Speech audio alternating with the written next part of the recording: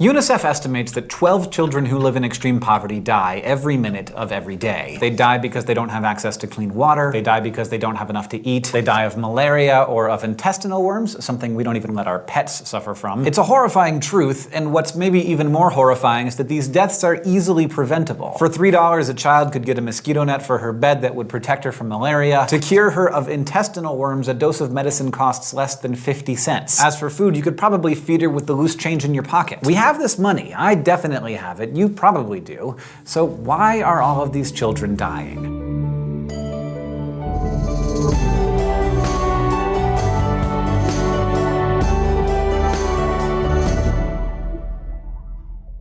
The United States is an affluent country. We have enough money to easily stop world poverty. Just end it. But why should we? Why should I give any of my hard-earned money to strangers I will never meet? What entitles them to a portion of what I have? Thinking about world poverty and whether we have an obligation to do something to stop it really comes down to questions of obligation. Most of us don't know anyone who's living in extreme, life-threatening poverty. The victims of that kind of poverty aren't our family or our friends. So according to an ethics of care, as we discussed last time, we have no real obligation to those people. Or if we do, it's much, much less than the obligation we have to those who are near and dear to us. So many people argue that we simply don't have any obligation to help strangers in need. We didn't make them poor and we never agreed to help them, so if we do choose to help, that's great, but such actions are supererogatory. They go above and beyond the call of moral duty. In this view, giving money to charity is like getting moral extra credit. If you do it, you can go ahead and pat yourself on the back, but if you don't, you have no reason to feel bad about it. Contemporary Australian philosopher Peter Singer thinks differently, however. To see how, let's head over to the thought bubble for some flash philosophy. Singer offers a thought experiment that has seen many variations over the years, but a basic version goes like this. Imagine you're walking to class feeling pretty good about how great you look in your brand new $200 shoes, and soon you pass by a shallow pond. Suddenly, you notice a small child flailing in the water. No one else is around, the pond is shallow, but the child has lost her footing and she can't get her head above water. As you watch, the flailing stops. You realize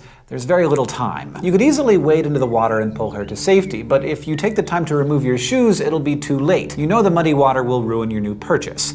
So what do? Singer's pretty sure that we'd all give the same answer. Shoes are replaceable. That child's life is not. So none of us would think twice about running in to save her. But what exactly would be wrong if you decided not to save the child? Singer says it comes down to costs and benefits. The cost of your shoes is so low compared to the value of the child's life that it would be appalling not to make that sacrifice, to value shoes over a person's life. But here's the thing. We know children are dying right now, 12 every minute, and yet we do nothing. So what's the difference, Singer asks, between a life in front of us and a life halfway around the world? A life is a life, and both the child in the pond and a child dying of malaria are equally innocent. If we do wrong in failing to save the child in the pond, Singer argues we do equally wrong in failing to save some of those children who we know are dying right now. Thanks, Thought Bubble. Singer argues that if you can prevent great harm at a little cost to yourself, you should do it. And when you look at it like that, it's hard to disagree with him. But his thought experiment points out some huge inconsistencies in our moral thinking. Most of us don't feel the weight of obligation to help dying children we can't see, but at the same time, we think we would have an obligation to help a dying child right in front of us. What does it matter whether we can see the child or not? Some people argue the difference is that in the thought experiment, there's no one else around. You're the only one who can help, so you must. But what if there were many people standing around the pond, but no one else was willing to save the child? Would that make your inaction more excusable? Why would it? Singer argues that it doesn't matter what everyone else is doing. You are in control of you and of your actions. So if you see a need and you know you can help, you must, even if there are others who could but don't. Now, is it fair for you to have to bear the burden of helping while others sit idly by? No. It's not fair at all. But fair doesn't really matter in this case. What matters is whether or not you choose to take action to prevent great harm at little cost to yourself. Whether you alone watch the child drown or you and a crowd of people watch her drown, either way,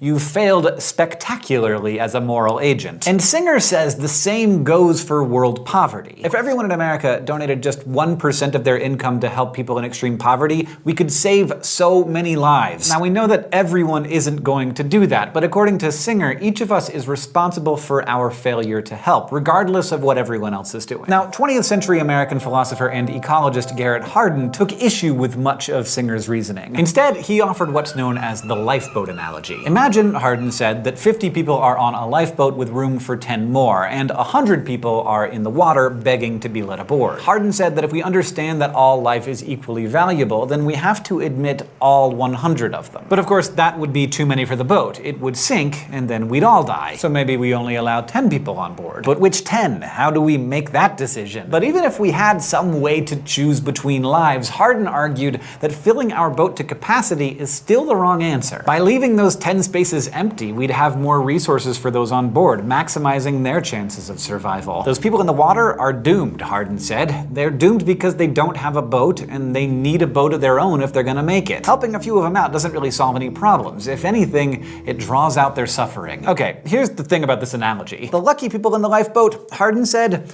that's a nation. And the people in the water, they're other nations, ones living in such extreme poverty that they don't have their own boats. The boat, in this case, represents a strong social structure, a safety net that provides for its citizens. Hardin said that just as the duty of a ship captain is to its passengers, a nation's obligations are to its citizens. So a nation should never risk the well-being of its citizenry in order to help members of another nation. Of course, some nations don't have the resources to help their citizens. In others, people live under governments that are actively exploiting them rather than protecting them. But Hardin said that's not our fault, and to give aid to people who don't even have a boat, well, that's throwing away resources. Who cares if your mosquito net saves a child from malaria when that child will still be living in inescapable poverty? The real problem, according to Hardin, is overpopulation. And the hard truth is, if a nation has more citizens than it can support, just like a lifeboat that's filled beyond capacity, no amount of aid will solve that problem. So, quite counterintuitively, Hardin said the most compassionate response is to do nothing. Yes, people will die, but if aid were to stop, Hardin said, populations would be reduced to a point where nations would be able to sustain themselves. Now, there are at least two pretty immediate responses to this line of thinking. First, the lifeboat analogy breaks down when you realize that the problem really has nothing to do with the scarcity of resources. In the real world, there are plenty of resources to go around, they're just distributed extremely unevenly. So it seems that Hardin has committed what's known as the either-or fallacy. He said either protect yourself or help others, but with the amount of wealth we have, we could actually and easily do both. Second, Hardin cast his analogy in terms of nations, but that scale is totally arbitrary. Any argument you could give for caring about your nation over others could also be given for caring about your state over others, or your city, or even your family. And you might say, darn right, I care about my family more than yours, but be careful, because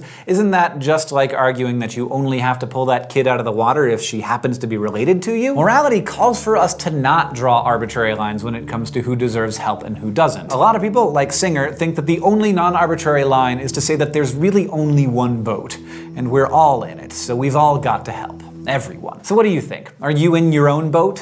One thing that might help you answer that question is the topic of our next and next to last lesson, the value of human life. But today, we talked about extreme poverty and our responses to it. We considered Singer's argument that we have an obligation to prevent harm through poverty when we can, and we also looked at Hardin's lifeboat analogy.